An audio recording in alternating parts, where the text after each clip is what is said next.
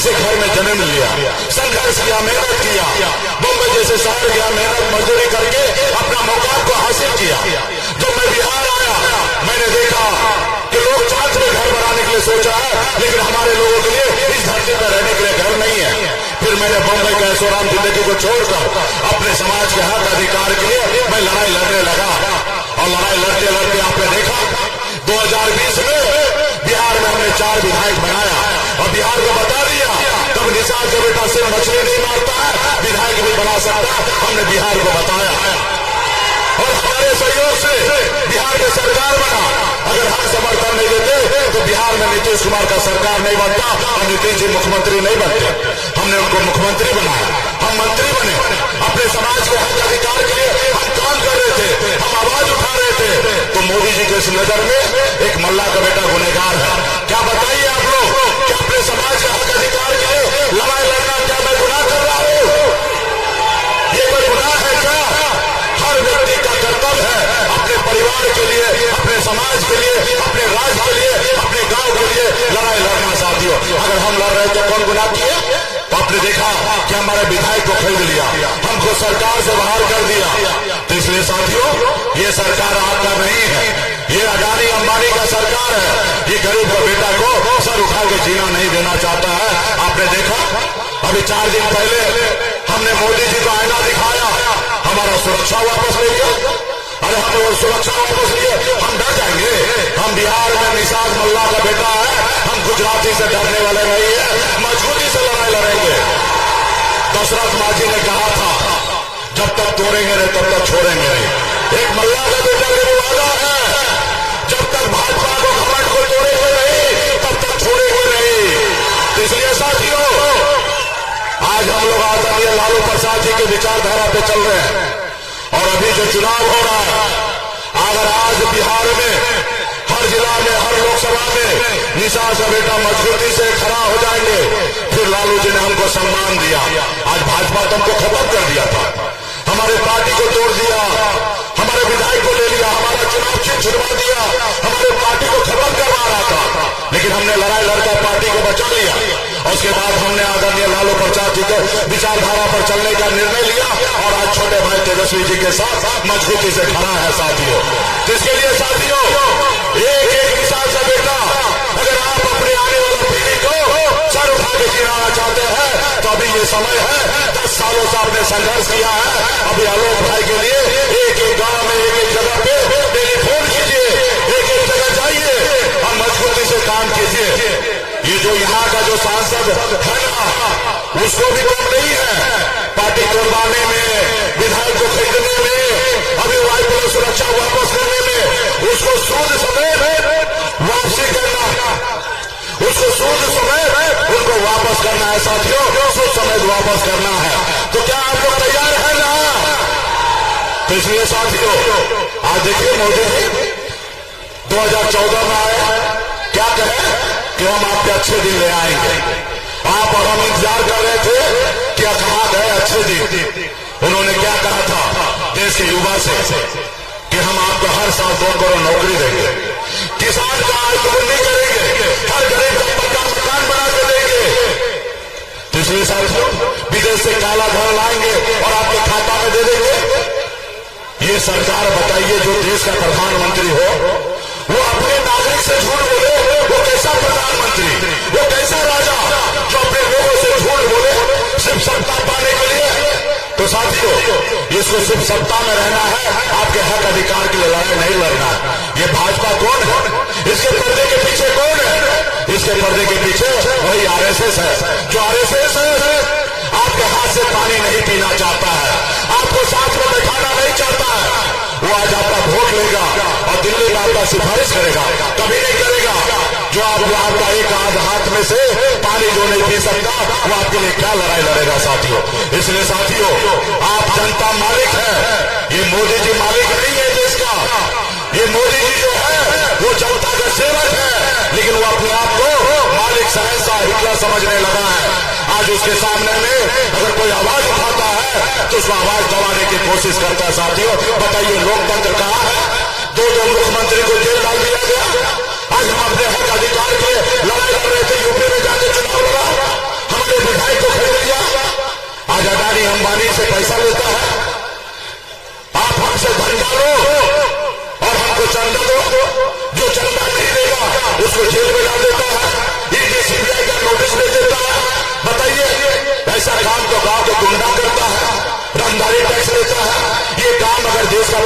प्रधानमंत्री करने लगे तो ये सही है क्या?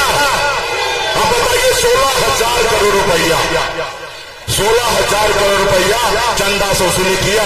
मैं धन्यवाद देता हूं सुप्रीम कोर्ट के कि उन्होंने उजागर किया और देश के सामने बता दिया कि मोदी जी के चेहरे पे कितना कालिक है। उन्होंने देश की जनता को बता दिया कि उन्होंने 16,000 करोड़ रुपया कैसे लिया। मोदी जी कहते हैं, उनके भाजपा के नेता कहते हैं, हम सनातन हैं, हम गौ माता के रक्षक हैं। और आप सभी ने देखा होगा 250 करोड़ रुपया जहां पे गौ को कटता है, सेलेक्टर में देव बंदी जो होता है, उससे 250 करोड़ रुपया लिया गया। ये है मोदी जी का चरित्र। तो इसलिए साथियों, मजबूती से लड़ाई लड़ना है।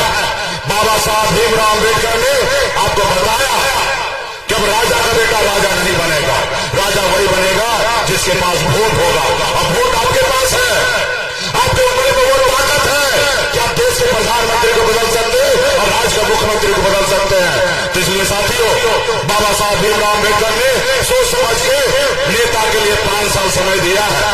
सरकारी नौकरी में जाइएगा तो 60 साल के लिए आपको नौकरी फिक्स होगा, लेकिन अगर वहीं पे नेता बनने के लिए आइएगा तो सिर्फ 5 साल, इसलिए क्योंकि उन्हें बाबा साहब को पता था कि आने वाला समय में नेता झूठ बोल सकता है। तो जो नेता झूठ बोले तो आप जनता मालिक है, आपके पास उंगली में इतना ताकत है, कुछ सरकार को बदल दीजिए साथियों, बदल दीजिए। आपने 5 साल में देखा मोदी जी को, फिर आपने बोला दूसरी बार देख लेते हैं, लेकिन परिणाम क्या मिला? आज मोदी जी 75 साल के हो गए और देश की जनता से मौका मांग रहे हैं कि हमको एक बार और मौका दीजिए, हम देश का सेवा करना चाहते हैं। और वहीं पे मोदी जी ने एक अग्निवीर योजना लाई। अग्निवीर योजना में क्या है? 18 साल में आइए और 22 साल में रिटायरमेंट, यानी कि आप शादी से पहले रिटायर हो जाइए, मोच आने से पहले रिटायर हो जाइए। और लेकिन मोदी जी को 75 साल में सेवा करना, अब बताइए, तो ऐसे मोदी जी को बदलना है साथियों। तो इसलिए साथियों, पार्टी के एक नेता से आग्रह करेंगे कि गांव में इधर उधर जहां पे भी आपके रिश्तेदार हैं, वहां टेलीफोन कीजिए और बताइए कि आपको क्या करना चाहिए, सामाजिक न्याय के लिए कैसे लड़ाई लड़ना है। हमको पता चल रहा है कि यहाँ का जो लोग है, जो चुनाव लड़ रहा है, वो धनबल वाला है, माल है, वो दिल्ली बम्बई सब जगह से इकट्ठा कर रहा है और गांव में बांटने का काम कर रहा है। ये पैसा भी आप ही का है, वो किसी उसका पैसा नहीं है, वो आप ही का पैसा है। जो दे रहा है ना, तो चुपचाप रख लीजिए, उसमें कोई टेंशन नहीं लेना है। और जब ईवीएम मशीन में जाइएगा वोट गिराने के लिए, तभी तो आप अकेले रहते हैं। और जब अकेले रहते हैं तो आपका दिल पे हाथ दीजिए और सोचिए कि देश का भला किसमें है, हमारे क्षेत्र का जनता का भला किसमें है। मोदी जी ने 10 साल में क्या किया, अच्छा किया कि बुरा किया, और ये सब सोचकर ईमानदारी से आंख बंद करके शांति से सोचिएगा तो आपका एक ही नजर आएगा, इंडिया गठबंधन। भाई आलोक जी नजर आएंगे और आलोक जी को जब चुनाव जिताइएगा, हमारे आलोक भाई अनुभवी नेता है और आपके क्षेत्र में घूम घूम कर काम करने वाले लोग हैं, और इनको जिताइएगा तो आपका आवाज को बुलंद करेंगे दिल्ली में, और वहां पे आपका हर समस्या को दूर करेंगे। और यहाँ पे आप लोग, हम लोग जीतेंगे तो अगला बिहार में सरकार बनाएंगे, और जब सरकार बनाएंगे तो मजबूती से बिहार में जो तेजस्वी जी ने 5 लाख युवा को नौकरी दिए, उसी तरीके से आने वाला समय में भी नौकरी मिलते रहेगा और हमारा बिहार का लोग आगे बढ़ेगा। ये भाजपा वाला काम चला नहीं है। 17 साल से नीतीश जी थे तो नौकरी मिल रहा था, नहीं मिल रहा था। जैसे तेजस्वी जी साथ आए, नौकरी मिलना चालू हुआ, और जब नौकरी मिलना चालू हुआ तो भाजपा षड्यंत्र के साथ रचकर और नीतीश जी को वापस ले गया ताकि नौकरी मिलना बंद हो जाए, और बिहार से युवा जो है उनके गुजरात में जाकर मजदूरी करे। साथियों, अब बिहार को ऐसा प्रदेश बनाना है कि बिहार का कोई भी बेटा गुजरात में नहीं जाएगा काम करने के लिए, बिहार में काम मिले, इसके लिए हम लोग लड़ाई लड़ेंगे साथियों। अभी आप सबको मालूम है मेरी उम्र 40-42 साल है, तेजस्वी जी का 35-34 साल है। हम लोगों को 35-40 साल सेवा करना है, 35-40 साल आपको राज्य में काम करना है, और हम लोगों का एक ही सोच होगा कि अभी जो हम लोगों को राज्य का पिछड़ा है, इसको कैसे हम बिहार को आगे करें और देश की दुनिया में हम बिहार का नाम कैसे रोशन करें, इसके लिए हम लोग काम करेंगे। तो इसलिए तमाम हमारे जितने भी नेतागण हैं, एक एक साथी से कहूंगा कि अगल बगल में जहां पे भी है अपने मजबूती से काम करने का काम कीजिएगा। और हमारे राष्ट्रीय जनता दल का उम्मीदवार संयुक्त उम्मीदवार है हमारे आलोक भाई का चुनाव चिन्ह लालटेन है। कितना नंबर क्रमांक पे है? 1 नंबर पे है, तो 1 ही नंबर पे रहना चाहिए। देख लीजिए, कहीं ना कहीं सिर्फ आलोक भाई नहीं लड़ रहा है, संत मल्ला भी लड़ रहा है। यहाँ पे इनकी जीत मतलब मुकेश सहनी का जीत और इनकी हार को मेरी हार। और जब हारेंगे तो सर झुकाएंगे। आप संत मल्ला को सर ऊंचा देखना चाहते हैं या झुकना देखना चाहते हैं? अगर सर ऊंचा देखना चाहते हैं तो एक एक वोट को एक एक गांव में जाकर, एक एक टोला में जाकर, एक एक बूथ पर जाकर मजबूती से भाई आलोक जी के लिए काम करने का काम कीजिएगा साथियों। और हम लोग तो पूरे बिहार में गंगा जल से मई कर दिए हैं। एक एक निषाद का बेटा लाखों रुपया कोई दे देगा तो उसका परवाह नहीं है। सिर्फ वोट अगर गिराएंगे तो सिर्फ इंडिया गठबंधन का जहां हमारा प्रत्याशी है वहीं पे गिराने का काम कीजिएगा। तो बहुत बहुत धन्यवाद। टाइम है, किसी को बोलना है? अच्छा चलिए, तो चलिए ठीक है, सब बोलो। चलिए बहुत बहुत धन्यवाद। और आने वाला समय में कल भी कार्यक्रम होगा, अभी भी कार्यक्रम है। अब मजबूती से आप लोग लगिए। बहुत बहुत धन्यवाद।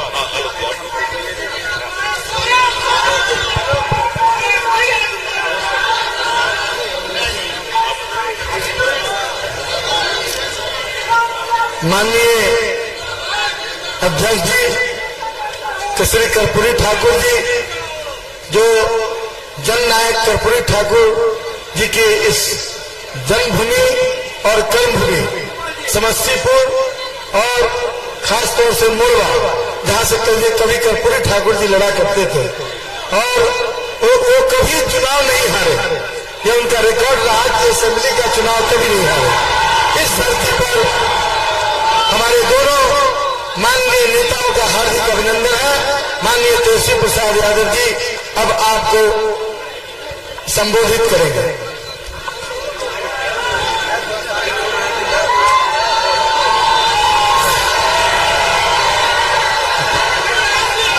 आज मोरवा में चुनावी जनसभा की अध्यक्षता कर रहे हैं राजेश्वर महतो जी, संचालन करता कर्पूरी ठाकुर जी, मंच पर उपस्थित हमारे बड़े भाई वीआईपी पार्टी के संरक्षक मुकेश सहनी जी,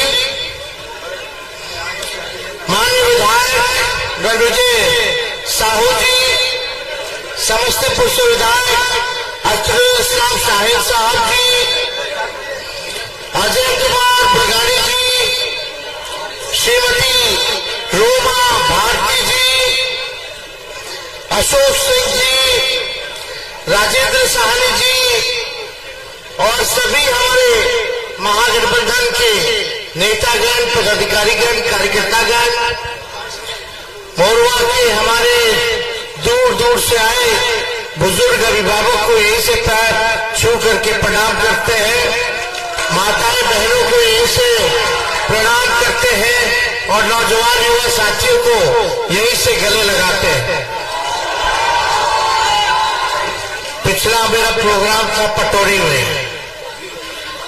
तो उस दिन मेरा हेलीकॉप्टर खराब हो गया था तो नहीं आ पाए।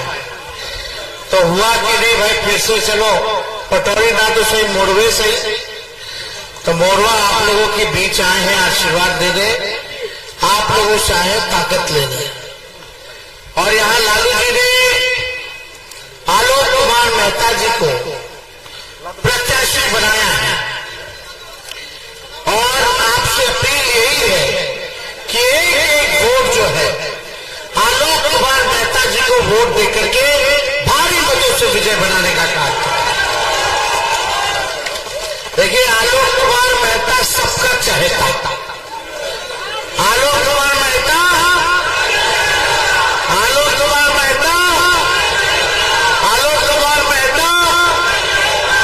देखिए 10 साल हम लोगों ने एनडीए को दिया,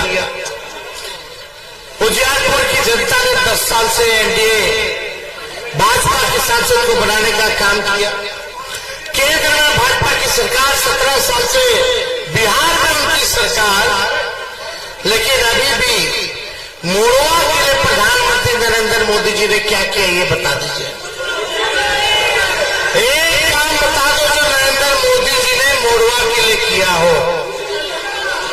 और आप लोग मानते हैं इस बात को कि अगर मोड़वा का विकास नहीं होगा तो समस्तीपुर का विकास नहीं हो सकता, उजियारपुर का नहीं हो सकता, बिहार का नहीं हो सकता। और जब बिहार का विकास नहीं हो सकता तो देश का विकास नहीं हो सकता। तो आप बताओ आपके लिए क्या किया मोदी जी ने? असल मुद्दा क्या है? बेरोजगारी का है कि नहीं है? कितना नौजवान बेरोजगार है? जरा हाथ उठा के बताइए। इतने लोग पढ़ लिया, लिख लिया, फिर भी नौकरी नहीं, रोजगार नहीं। महंगाई सबसे बड़ा मुद्दा है कि नहीं? पहले गैस सिलेंडर 400 रुपए में, अब 1200, 1400। पेट्रोल डीजल 100 के पार। हुआ कि नहीं हुआ? महंगाई बढ़ गई, बेरोजगारी बढ़ गई, गरीबी बढ़ी है कि नहीं बढ़ी है? बताइए तो। अमीर अमीर होता गया, गरीब गरीब होता चला गया। तो विकास क्या किए मोदी जी? यही मोदी जी आए थे जो भाषण में क्या कहते थे? भाई बहनों, मोदी आएगा तो अच्छे दिन आएगा। बताओ अच्छे दिन आए कि नहीं है? 2 करोड़ नौकरी देगा साल में, मिला नौकरी एक को, खाता में कितना लाख आ गया? नहीं सुने हैं? अरे नहीं सुने, जोर से बोलो। एक को नहीं, चवनियों नहीं, ये तो बोले थे 15 लाख रुपए आएगा खाते में। हाँ, 15 लाख। कच्चा मकान को बोले तो पक्का मकान बना देंगे। कटनी चल रहा है, कटनी चल रहा है। बताओ रे धान पे कितना रेट मिल रहा है? बताइए हमारे किसान भाई, कितना रेट मिलता? सही रेट मिल रहा है? जैसे तैसे चल रहा है, एमएसपीओ पे नहीं मिल रहा है। तो मोदी जी तो कहे थे कि किसान भाई लोग के आय को जो है दोगुना कर देंगे। दोगुना हुआ है किसान भाई? अरे मोड़वा में छोड़ो, समस्तीपुर, उजियारपुर में अगर कारखाना मोदी जी को न लगवाए तो बता दो। अरे कोई कारखाना लगा क्या? तो मोदी जी कौन सा विकास किए रे भाई? तो 10 साल से क्या किए? झूठ बोले। वो कहाँ है? वो कहाँ है मेरा मोदी जी का जुटवा कौन है?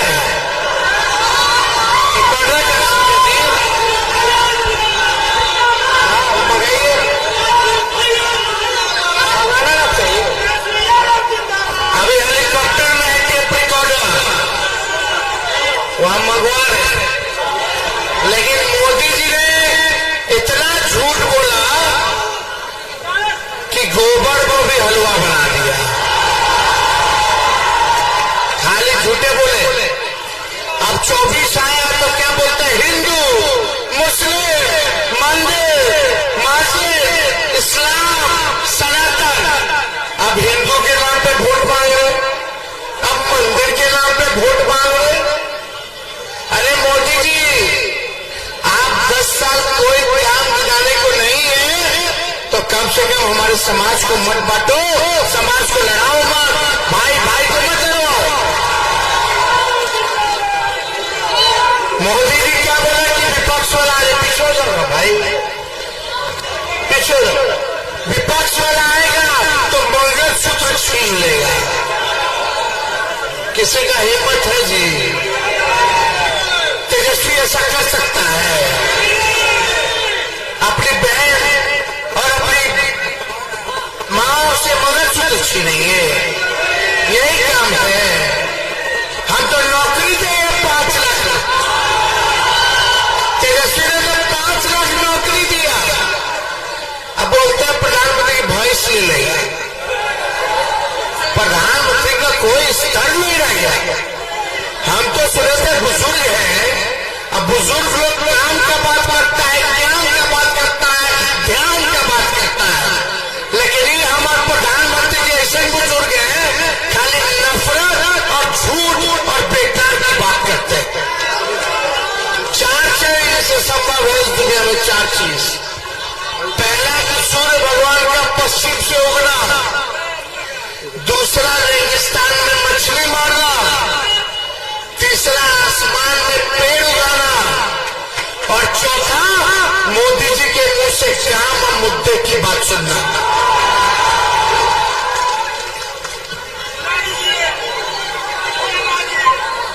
आप मुझे बताइए, मुझे बताइए, अगर इसी प्रकार से महंगाई बढ़ती गई तो गरीब क्या खाएगा? लेकिन प्रधानमंत्री महंगाई का मुंह बोलने के लिए तैयार नहीं है, महंगाई का मुंह बोलने के लिए तैयार नहीं। इनका अहंकार इतना है, महंगाई के लिए एक शब्द बोलने को तैयार नहीं है। मरो तो मरो, आपका नसीब। अरे गरीब के घर में चूल्हा नहीं जलता है, बच्चा रात रात रोता है, मां आंसू पी के सोती है, और देश के नेताओं को गरीब की परवाह तक नहीं है। ये गरीबी का हाल कर दिया है। वोट करने जाए तो जरा घर में जो गैस सिलेंडर है ना, उसको जरा नमस्कार करके जाए। उस समय 400 सिलेंडर छीन लिए इन लोगों ने, और गैस किस प्रकार से महंगा कर दिया है, याद करके जाइए। गरीब को कुछ मुफ्त में दे दो, उसको चाहिए। मैं आज वादा करता हूं, दिल्ली सरकार 1.25 लाख करोड़ रुपए का पैकेज देगी।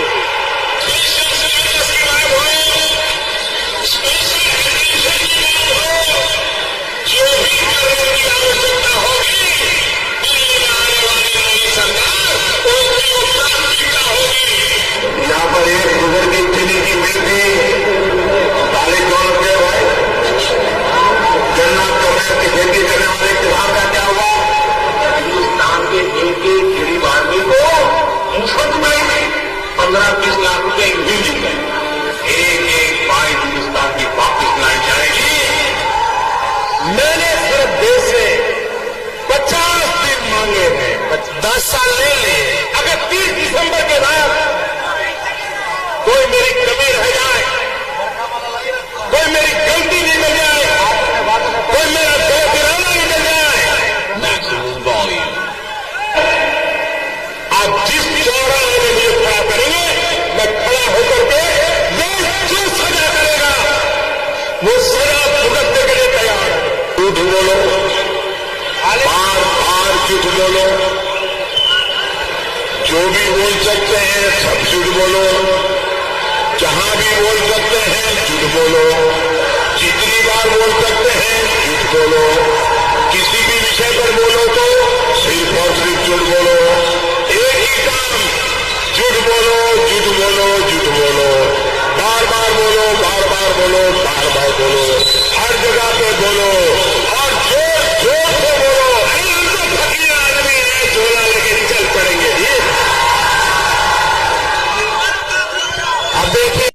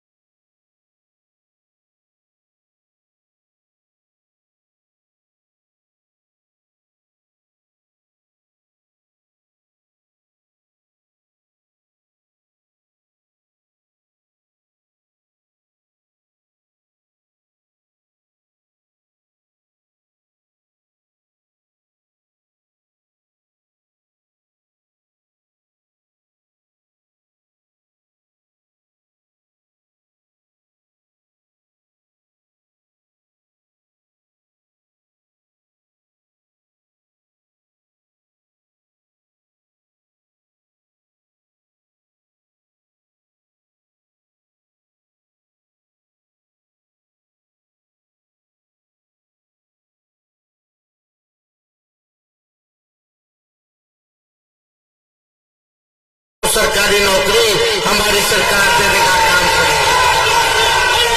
गरीब परिवार की बहनों को, जो गरीब परिवार की बहन है हमारी, उन बहनों को साल में एक बार 1 लाख रुपया का मदद हमारी सरकार करने का काम करेगी।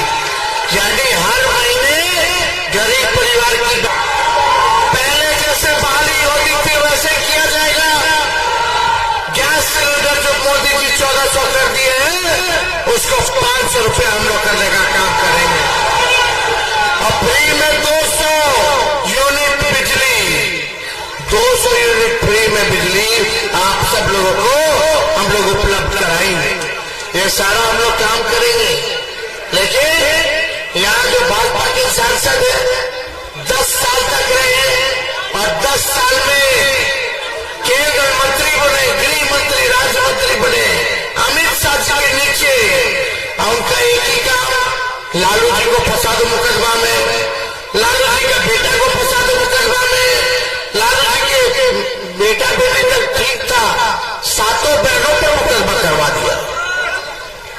आप समझिए, कोई और नहीं किया है। इसमें सबसे ज्यादा योगदान लालू जी क्या हमारे यहाँ रेप पड़वाने में यहाँ के सांसद की भूमिका सबसे ज्यादा है। अभी भी उसके मुंह से उजियारपुर में क्या किया, मोरवा में क्या किया, कभी नहीं सुनते उसके मुंह से। एक ही बात सुनते कि खाली लालू जी और तेजस्वी को दिन रात गाली देना, दिन रात गाली देना। अरे भाई, गाली देने से कुछ नहीं होता है, काम करने से होता है। इसलिए आप सब लोगों को आज पर मन बना के फैसला करना पड़ेगा कि आलोक कुमार मेहता जी को विजय बनाए। हम सब लोग एक हो गए। मुकेश सहनी जी हमारे बड़े भाई हैं। केंद्र में तो हम लोग सरकार बनाएंगे, उसके बाद हम लोग बिहार में बनाएंगे, और जब बिहार में बनाएंगे तो मुकेश जी को भी बड़ी जिम्मेवारी हम लोग दिलाने का काम करेंगे। बस आप लोगों का आशीर्वाद हो। सब लोग गोलबद्ध हो गए, सब पिछड़ा अति पिछड़ा, दलित, अल्पसंख्यक, आदिवासी भाई सब लोग एकजुट होकर के इस लड़ाई को लड़ने का काम कर रहे हैं। इसलिए आप सब लोगों का साथ मिले। इन्हीं चंद शब्दों के साथ हम जो अपनी बात को विराम देते हैं। लेकिन एक बार हाथ उठा करके आश्वस्त कीजिए, जिताइएगा ना? अरे चुपचाप चुपचाप, तो विजय का माला पहला दे।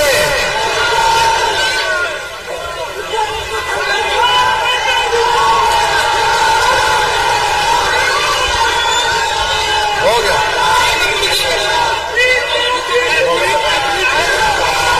हो गया, चलिए।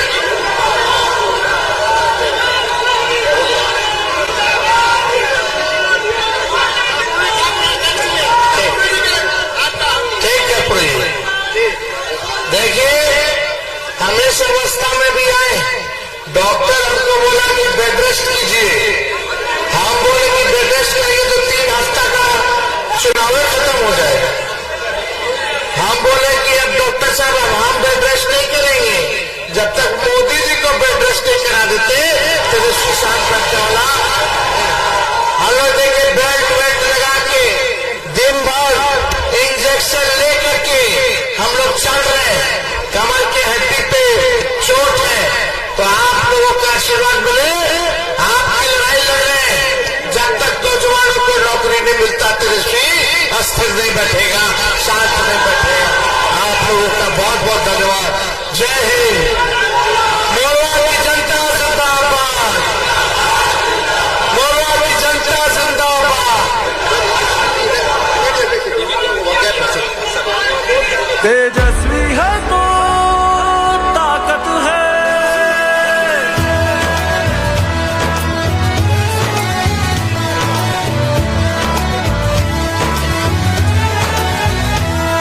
सुनहरा देश का कल होगा, नाकाम अब की हर छल होगा। युवा का कल उज्जवल होगा, वो कमजोरों का बल होगा। किसान की शान बढ़ाएगा, हर मुश्किल का हल होगा। बिहार उनके हाथों में सही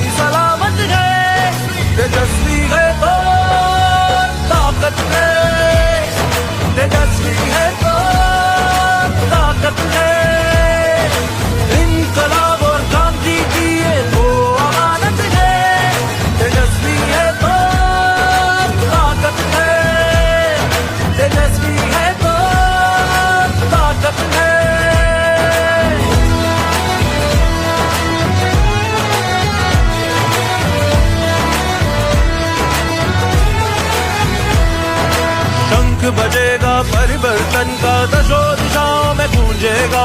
बिहार बढ़ेगा, सबसे आगे विकास गगन को छू लेगा। कर्ज की पासी नहीं किसान खुशहाली का झूला झूलेगा। नए इरादे लेकर अब वो नई मंजिल तक पहुंचेगा। सबको शिक्षा, सबको प्रगति, सबकी हिफाजत है। तेजस्वी है तो ताकत है, तेजस्वी है तो ताकत है।